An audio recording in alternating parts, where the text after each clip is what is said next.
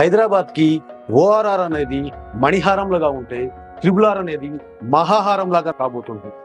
ఇలాంటి ట్రిబుల్ ఆర్కి అతి దగ్గరలో వచ్చే ప్రాజెక్ట్స్లో మాత్రం ఖచ్చితంగా ప్లాట్స్ కొనడం మిస్ కావద్దు. ఎందుకంటే ఇక్కడ స్పాన్ ఆఫ్ 3 to 4 yearsలో మనం పెట్టిన పెట్టుబడి డబుల్ కాబోతుంది. దీని జగమెరిగిన సత్యం. కానీ మనం ఏం చేస్తున్నాము, హైదరాబాద్కి దూరంగా ఉన్నాయని చెప్పేసి కొనడం అనేది ఆలోచిస్తున్నాము. ఎప్పుడు పెట్టుబడి పెట్టాలి, ఇది సరైన సమయమా కాదా అని ఆలోచిస్తున్నాము. కానీ హైదరాబాద్లో పెట్టుబడి అనేది నౌ ఆర్ నెవర్, ఇప్పుడు కాకపోతే మరి ఎప్పుడు కాదు. పూర్తి వివరాలకు సంప్రదించండి. నమస్తే, శ్రీమాత్రే నమః. ఈ మాసం గోచార ఫలితాలు మనకి సెప్టెంబర్ నుంచి అక్టోబర్ తెలుసుకుందాం. అక్టోబర్ నుంచి నవంబర్ మాసం ఎలా ఉంటుందని తెలుసుకుందాం. గోచార ఫలితాలు అక్టోబర్ మాసంలో ఎవరికి ఎలా ఉంటుంది, ఏ రాశి వాళ్ళకి ఎలా ఉంటుంది. గోచారంలో మనకు చూసుకుంటే ఇప్పుడు మీనరాశిలో రాహు, వృషభ రాశిలో గురువు, మిథున రాశిలో కుజుడు, కన్యా రాశిలో కేతువు, రవి, బుధులు, కుంభరాశిలో శని భగవానుడు, వక్రిస్తున్న శని భగవానుడు. గోచారంలో ఉండే గ్రహాలన్నీ ఇలా ఉండగా మనం చూసుకోవాల్సింది ఏంటంటే ప్రతి మనిషి జన్మజాతకం అంటే వాళ్ళ పుట్టిన తేదీ సమయం ఉంటే ఆ సమయం ప్రకారంగా వాళ్ళ వింశోద దశ ఎలా ఉంటుంది. సో ఆ జాతక ప్రకారంగా ఫలితాలు ఎక్కువగా పనిచేస్తాయి. గోచార ఫలితాలు అనేది ఎప్పుడు ఎలా తీసుకుంటామంటే మనం మనకుండే జాతకంలో సరిగ్గా టైం తెలియని వాళ్ళకి గోచార ఫలితాలు అనేది ఆ పేరుతో పిలువబడే రాశి ఫలితాల వల్ల, ఒకవేళ ఆ ఈ ఊ అనే అక్షరాల్లో ఉంటే వాళ్ళు ఈ రాశి వాళ్ళ కింద చెందుతారండి, మేష రాశి కింద, వృషభ రాశి కింద వస్తారు కనుక ఇలాంటి గోచార ఫలితాలు మనం తీసుకుంటుంటాం. అయితే గోచారంలో ఉండే గ్రహాలు ఏవైతే ఉన్నాయో, సో గోచార ఫలితాలు ఏవైతే మనం చూసుకుంటామో మన జన్మ జాతకంలో ఉండే దశలు, వింతోద దశల ప్రకారంగా ఫలితాలు ఎక్కువగా ఉంటాయి. అయితే ఈ గోచార ఫలితాలు ఎప్పుడు తీసుకోవాలి అంటే జన్మ జాతకం లేని వాళ్ళకి, జాతకంలో ఒకవేళ వాళ్ళకి సరిగ్గా తెలియక టైం ఆఫ్ బర్త్ తెలియని వాళ్ళకి, మాకు ఏ దశ నడుస్తుందో తెలియని వాళ్ళు ఈ గోచార ఫలితాలు తీసుకోవాలి. సో గోచారంలో నడిచే ప్రతి ఒక్క గ్రహం ఒక పాజిటివ్ అనే అనుకూలత, ప్రతికూలత అనేవి చూసుకున్నప్పుడు ఎలా ఉంటుందంటే మనం చేసే పనిలో, మనం చేసే వృత్తి ఉద్యోగాల్లో ఇవి ఎలాంటి ఫలితాలు వస్తాయి. అయితే ప్రతి వాళ్ళు ఏంటంటే మాస ఫలితాలు అనేది ఎందుకు తీసుకున్నాం అంటే ప్రతి మాసము శుక్రుడు, కుజుడు, బుధుడు వీళ్ళు మారుతూ ఉంటారు. సో మారడం వల్ల ఏంటంటే మంచి ఉద్యోగాల మీద, కాస్త వ్యాపారాల మీద, వివాహాల మీద కాస్త ఇబ్బందులు పడుతూ ముందుకు అనుకూలంగా ప్రతికూలంగా మారే అవకాశం ఎక్కువగా ఉంటుంది. అందువల్ల మనం ఏంటంటే ఈ గోచర ఫలితాలను చూసుకుంటూ ఉంటాం. అయితే ఈ రాశి ఫలాలు ఎప్పుడైతే చూసుకుంటామో ఈ రాశి ఫలాల్లో ఉన్న విషయాలని అంత పెద్దగా మైండ్లోకి ఎక్కించుకోకుండా పరిహారం మాత్రం చేయండి. ఎందుకంటే ప్రతిదీ కొంతమందికి కొన్ని రాశులకి అనుకూలంగా ఉంటుంది, కొన్ని రాశులకి ప్రతికూలంగా ఉంటుంది. సో మాకు ఈ రాశి ఈ మాసం బాలేదు కదా, అందుకని నిజంగా ఫలితాలు మా మీద ఇబ్బంది పడతాయేమో అంటే తెలియదు. ఎందుకంటే మన జన్మ జాతకంలో ఏవైతే గ్రహస్థితి నడుస్తుందో ఖచ్చితంగా ఆ జన్మ జాతకంలో ఉండే ఫలితాలు మాత్రమే ఎక్కువగా వస్తాయి. గోచర ఫలితాలు అనేది కాస్త తక్కువగా వస్తాయి. కాకపోతే ఇబ్బంది అనేది పడతాం ఖచ్చితంగా. వర్షం పడితే గొడుగు పట్టుకు వెళ్ళినట్టుగా మన లైఫ్లో కాస్తంత ఇబ్బంది వస్తే దానికి మనం పరిహారం చేసుకోవాలి. అలా పరిహారం అనేది కంపల్సరీగా పాటించండి. ఏదైతే పరిహారం ఉందో అది మీరు చేయడానికి ప్రయత్నం చేయండి. ఇప్పుడు మనం మొదటిగా మనం చూసుకున్న రాశి ఫలితం ఏంటంటే వృషభ రాశి ఫలితాలు. ఈ మాసంలో వృషభ రాశి వాళ్ళకి కానీ కొన్ని గ్రహాలు అనుకూలంగా, కొన్ని గ్రహాలు ప్రతికూలంగా మారి ఉన్నాయి. సో అన్ని గ్రహాలు కూలంగా ఉన్నప్పటికీ కూడా మనం ఇక పెద్దగా ఏం సాధించేది ఉండదండి.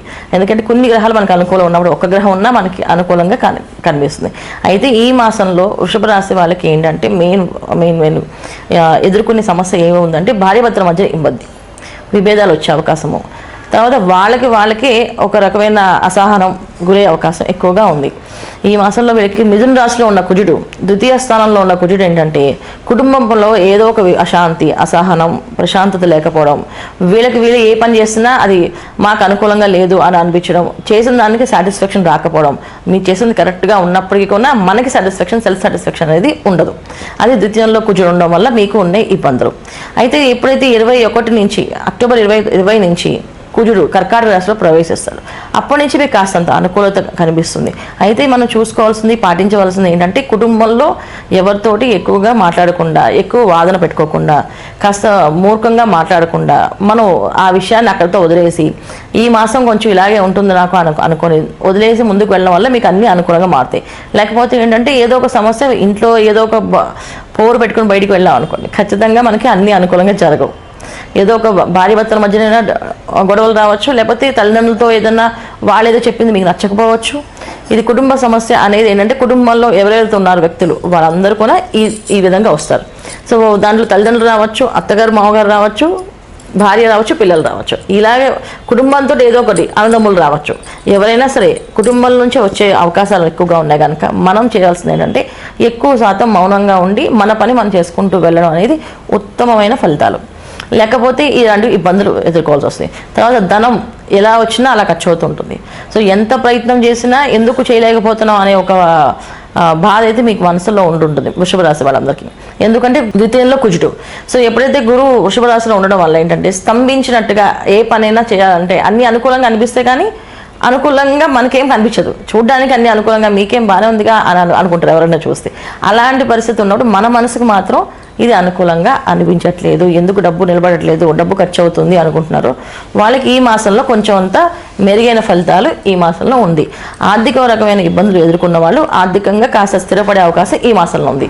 ఎప్పటి నుంచి అంటే అక్టోబర్ 9వ తారీఖు నుంచి గురువు వక్రిస్తున్నాడు. ఎప్పుడైతే గురువు వక్రించుతాడో అక్కడి నుంచి స్థానం మారుతుందో అక్కడి నుంచి మీకు కొంచెం అనుకూలంగా మారే అవకాశం ఎక్కువగా ఉంది. ద్వితీయంలో ఉన్న కుజుడు 20 నుంచి 21కి కర్కాటక రాశికి వెళ్తున్నారు. అలా వెళ్ళినప్పుడు మీకు ఇంకొంచెం అనుకూలంగా మారే అవకాశం ఉంది. సో ఇక్కడ ధనం ఆగుతుంది, కాస్త ధనం అంటే చేతిలో ఎక్కువ ఖర్చు అవ్వకుండా ధనం అనేది నిలబడుతుంది. కాస్తంత మీకు ఊపిరి పీల్చుకున్నంత ఓపిక వస్తుంది. ఎందుకు అంటే అసహనం, అశాంతి, ఇంట్లో ఏదో ఒక టెన్షను, మనలో మనకు టెన్షను, ఇవన్నీ పోయి ప్రశాంతమైన వాతావరణానికి మారే అవకాశం అక్టోబర్ 20 తారీఖు నుంచి ఉంది. అయితే ఈ అక్టోబర్ 20 వరకు ఏం చేయాలంటే కాస్తంత మౌనాన్ని పాటించడము. ఏదైనా ఆర్గ్యుమెంట్ వస్తుంది అంటే అక్కడి నుంచి సరే మళ్ళీ మాట్లాడతా అని చెప్పి లేచి వెళ్ళడము, అది ఆపడము అనేది చేస్తూ ఉండాలి. ఈ విధంగా మీరు ప్రయత్నం చేస్తుంటే మీకు ఎటువంటి ఇబ్బంది రాకుండా ఈ మాసం అంతా అనుకూలంగా ఉంది. సో అన్ని రంగాల వాళ్ళకి సామాన్య ఫలితాలే ఉన్నాయి. ఈ వృషభ రాశి వాళ్ళకి అంటే ఆర్థిక పరమైన ఇబ్బందులు అనేది కాస్త తొలగి కొంత ఆర్థికంగా కనిపించినప్పటికీ, లాభంలో ఉన్నప్పటికీ కూడా ఉద్యోగస్తులకి, వ్యాపారస్తులకి అన్నీ కూడా అనుకూలంగానే ఉంది.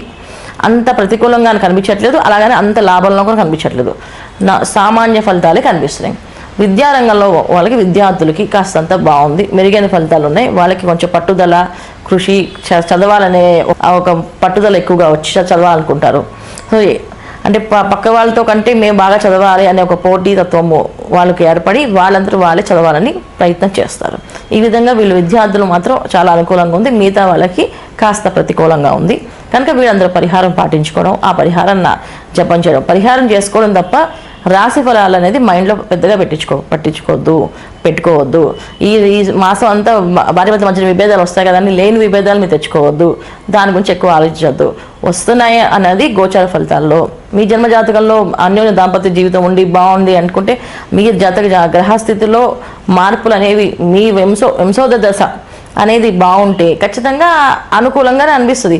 ఇది చెప్పినంత మాత్రాన్ని ఈ విభేదాలు వస్తాయని మాత్రం ఎప్పుడు ఉండదు. కానీ ఫలితాలు అలా ఉన్నాయి, గ్రహాలు మారినప్పుడు ఫలితాలు అలా ఉన్నాయి కనుక ఖచ్చితంగా ఈ విధంగా మనం చేయాలి. అయితే ఈ మాసంలో వీళ్ళు పాటించవలసిన పరిహారం, చేసుకోవాల్సిన పరిహారం ఏంటంటే ఎక్కువ ఏ పని చేయాలన్నా కాస్త ధైర్యం కావాలి, కాస్త మనం చేయగలమనే ఒక కాన్ఫిడెన్స్ మనకు ఉండాలి ఎప్పుడు కూడా. ఎందుకంటే అందుకని ఏం చేస్తానంటే లాభస్థానంలో రాహు ఎప్పుడు ఇబ్బంది పెట్టి, ద్వితీయ స్థానంలో కుజుడు, శని భగవానుడు, వీళ్ళందరూ కొంచెం ఇబ్బందులు గురవుతాం కనుక అందరూ ఏంటంటే దుర్గాదేవి ఆరాధన, దుర్గా అమ్మవారిని ఆరాధించడము, దుర్గే రక్షిణ నమః మంత్రాన్ని జపం చేయడము. ఎక్కువ మాట్లాడే కోపం గొడవ వస్తుంది అనుకుంటే అక్కడ వెంటనే మనసులో వీళ్ళు కళ్ళు మూసుకొని దుర్గే రక్షిణ నమః, దుర్గే రక్షిణ నమః అనుకుంటుంటే అక్కడ వాదన గొడవ అనేది ఏర్పడకుండా మీరు ధైర్యంగా సమాధానం చెప్పి అక్కడి నుంచి బయలుదేరి వెళ్ళిపోవస్తారు. సో ఈ మంత్రాన్ని, ఈ నామాన్ని కంటిన్యూ ఈ మాసం అంతా చేయండి. సో సోమవారం పూట శివాలయానికి వెళ్ళి శివారాధన, శివాభిషేకం చేయించుకోండి.